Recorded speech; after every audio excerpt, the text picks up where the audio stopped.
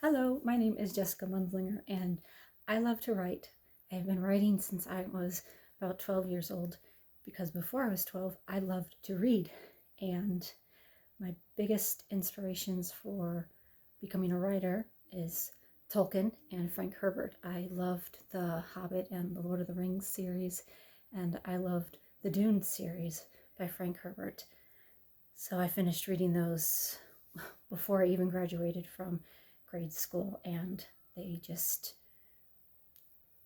uh, just made me have a very active imagination. I imagined myself in those worlds, and I suddenly started developing stories and worlds of my own. And I thought, wait, I want to put them onto pen and paper. And back then, yes, I used pen and paper because this was the late 80s, early 90s. Computers and all that, typewriters, a little harder to carry them around than a pen and a notepad. I started to write slice of life stories, and then I just graduated into fantasy and science fiction. And I've self-published a book series, of science fiction, kind of Christian science fiction series, and I'm working on another science fiction series through Amazon Kindle.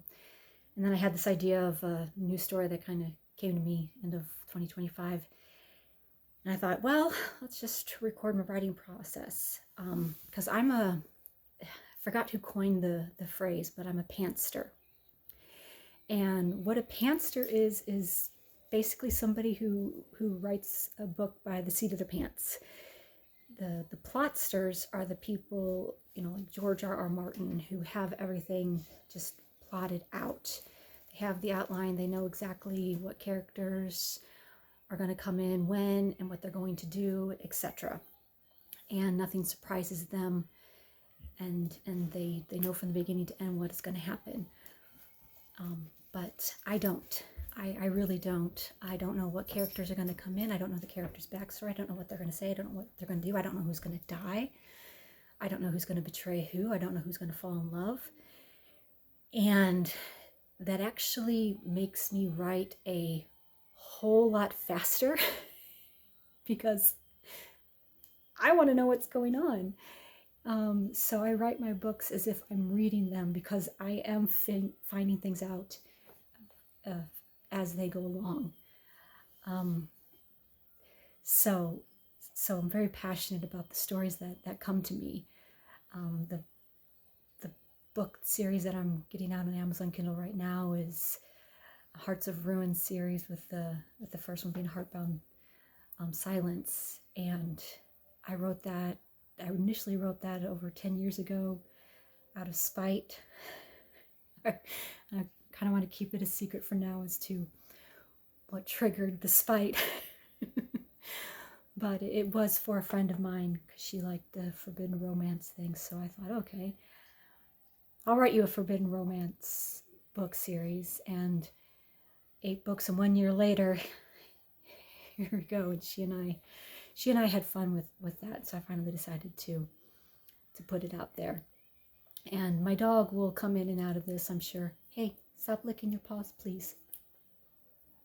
So I don't yet have really good audio equipment, so you'll probably hear my writing music and my dog until I get better audio equipment. But anyway, so this series I'm going to write as we go, just because I've also been told I have a very expressive face. I got a tattoo with the heart on my sleeve because I wear my heart on my sleeve. So we're going to see. This series came to me, like I said, recently. How I get the book ideas, they just come to me, and I mull over the idea, and I try to figure out the main character. At least I always know who the main character is and where their story starts, and then I follow them to figure out where the end is, and I follow them as they meet other characters and go about their journey, and I follow them until I get to an end. And once I know what the end is, that's when I start writing. And is this first draft that's in my head, is that what comes out on paper? Never. It never is. It's the first draft in my head, and the only purpose of it is for me to get an ending, for me to know that there is a viable ending to the story. I will never start unless I know there's an ending. And with this first digital draft, I guess you say visual draft, maybe, there was a first ending I didn't like, a second ending I didn't like, a third ending I didn't like, and then now there's a good ending. So now I'm ready to write it. And we're going to start off in a fantasy world where there's magical creatures and humans that can do magic for a variety of reasons. The main character is born in a noble family, and she's going to undergo an arranged marriage. This is somewhat influenced by Chinese dramas. I've been obsessed with watching a lot of Chinese dramas this past year, so there's going to be that influence in there. And yeah, we're gonna see what happens, because I only know of a few characters that are going to show up. I know about some political intrigue, and I know about some magical shenanigans and some mysteries that go on in this world. But is it going to be one book? Is it going to be a series? I don't know. We'll see as we get writing, and we'll share as we go along. So I have you'll probably hear music in the background. I don't know if, hopefully YouTube doesn't cut out all the audio so you don't hear what I say. Because I know on TikTok they'll just cut out all the audio. Hopefully they just demonetize it, because this isn't supposed to be monetized anyway. But the playlist, if you hear it, I have a whole lot of stories that I have written. I have a whole lot of stories. I do have a list of stories that I want to write. I actually have over 100 book ideas, story ideas, and I attach songs to them that would be good soundtracks if they were made into movies or TV series or whatnot. So they motivate me to write, because again, the first draft is visual, so the first draft is as if it were a movie or whatnot. So I play the music as I'm writing, because it motivates me. And a lot of times as I'm writing, I'll act out the scenes because I try to figure out how my characters are going to say or do something. So I'm a little self-conscious about writing in this way, even though absolutely no one is in the room with me but my beautiful dog. Her name is Dolly Parton, and she might come up here and lick my face or try to get my attention, because she's an adorable puppy who loves attention. But knowing that I'm going to be putting this out there for people to watch is going to make me a little self-conscious. So once I get used to the camera, I'll probably just dive into the story. But right now I'm a little self-conscious. Isn't that weird? Okay.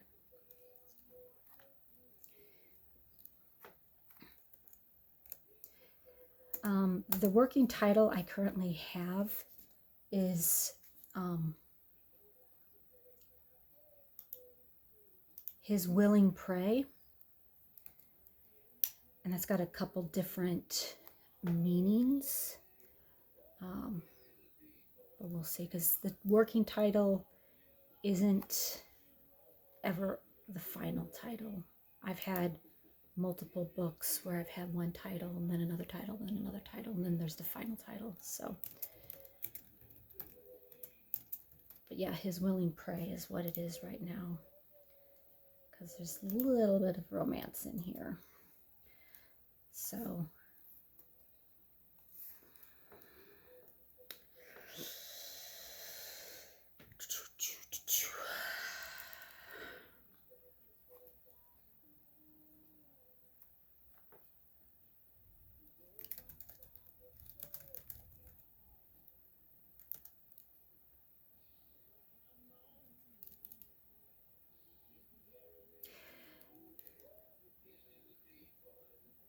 what is her name?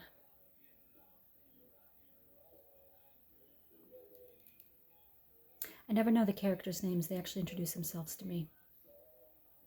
So I'm trying to get to introduce the character. I have to turn off the music so I can. It's weird. I'm ADHD, and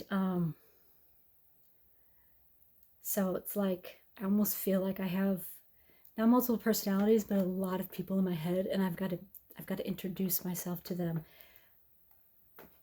Don't judge, but it's just kind of how I write my books. I have to meet my characters, because when I meet them, I get to know their personality and everything. And so when they're thinking or when they're doing stuff or even when they're speaking in the books, it's them and not me, which I guess is because I've been told in the past I'm really good at writing dialogue for my characters. And this came from somebody who is an avid reader. He owned a bookstore. He read a lot. I worked at his bookstore, and he read the series I self-published when I was in my mid-20s. He read that when he was one of my beta readers.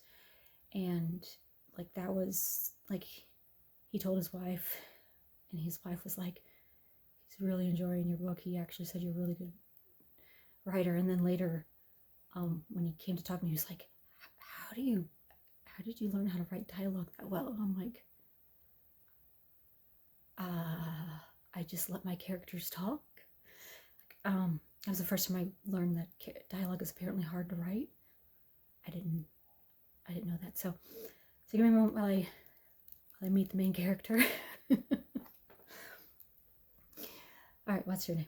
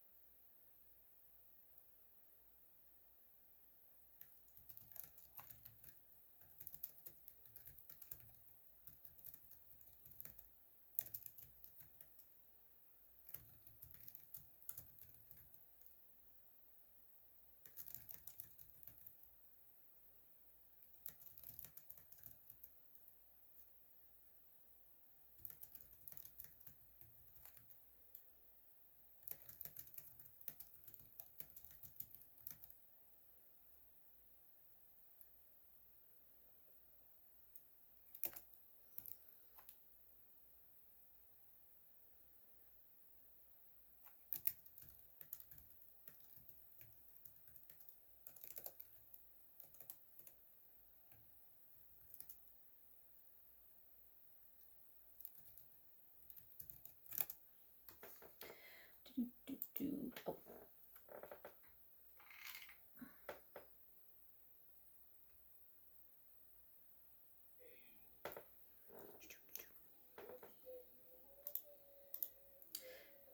Okay.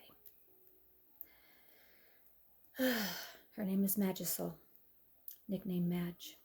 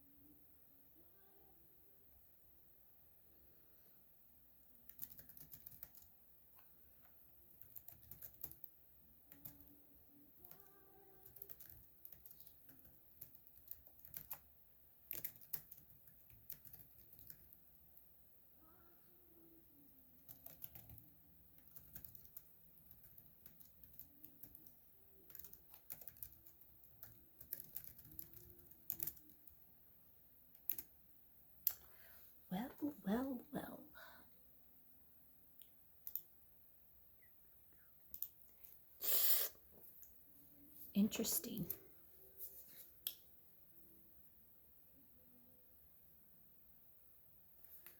Little beginning there. I don't know how long I want these videos to be, so I figure 20 minutes is a good little break.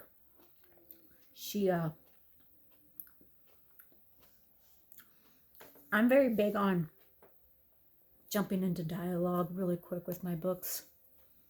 I love hearing my characters talk, but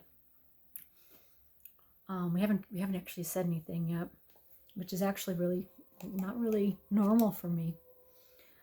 But we're setting up this character's mindset, and I really like this character from the first draft that came into my head. She's a lot of my characters are I don't want to say strong or sassy or whatever, but they're very distinct. I'm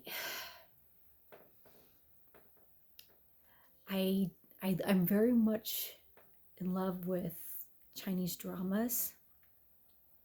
I don't like watching a lot of the shows that are on TV now. I know,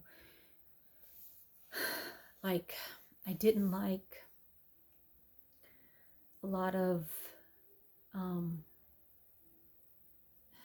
there's a lot I don't like. I don't want to like say too much, but you know, I'm watching all these videos that are popping up in my For You page about, you know, how every single like female character seems to be this and every single male character seems to be this, and it seems to be like they're all like Mary Sue's, they're all the same type. There's no variety, there's nothing. It's always the side characters who are interesting or whatnot. And that's why I'm liking the Chinese dramas, because you know, it might be a female character who's a strategist. She's very, very clever and knows how to, you know, not really manipulate, but knows how to play the right cards and move people and do this and do that in order to get things done. But she's not someone who's really good at fighting and you know, and all that. So she still needs people to be her bodyguards and whatnot.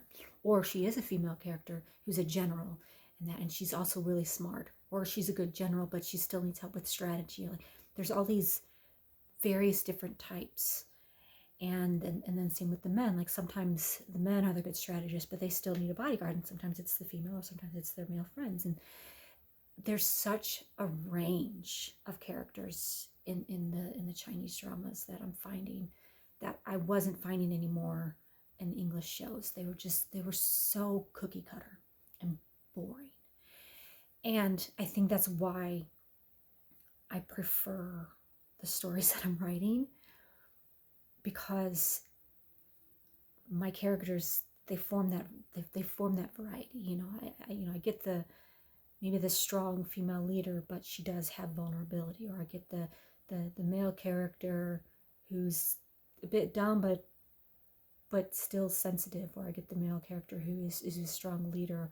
Or I get the buddy characters, you know, or I get the really girly female character. Or I get the male character who's lazy and he's like, I just want to have a good time. You know, there's just, because like, that's humanity. You know, I like the flawed human people who you relate to. You know, they're not just cliches. And so she's you know, she's got a rough background. She's met the right people. She's not going to make all the right decisions, but because of the people she's met in her life and her history and her background, it's going to make her like smart and look back and think, you know, maybe makes mistakes, or maybe like get caught in traps, or you know, make wrong decisions in that. And that's what I like, that realness that these characters come to me with. And so that's what I'm like. I like to meet the characters and have their personality come out. I don't want them to be me, you know, because if they're me, you know, when a character's me because they are random, goofy, off the wall, because I'm kooky.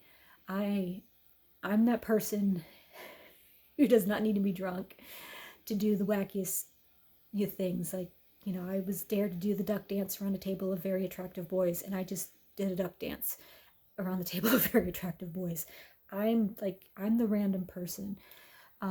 So if there's ever a character in any of my books who's just randomly doing things out of nowhere, that's me. I'm not the cool, level-headed person who's 10 steps ahead. That's not me. That's just some random character. So this little part of her upbringing is interesting to me, because I hadn't really known it yet. So anyway, I can do this for 10 hours, so I'll keep these videos pretty short, 25 to 30 minutes, I think. So I'll stop here, maybe go get something to eat and come back and do my next video. So stay tuned to what comes. I'm not yet in the part of the action where I'm going to be so sucked in that I'm not going to want to stop for 4 or 5 hours. This is the setting up and everything, and we're building her a little bit of a backstory. The setting event hasn't started where things are going to get crazy, because things do get crazy rather fast. But we need her a little bit of history first, and I love what happens to her in the beginning. That sets the foundation for her for the rest of the series. It's bittersweet, but this is her when she's 12 years old. So anyway, thanks for joining me. Hope I see you in the next video.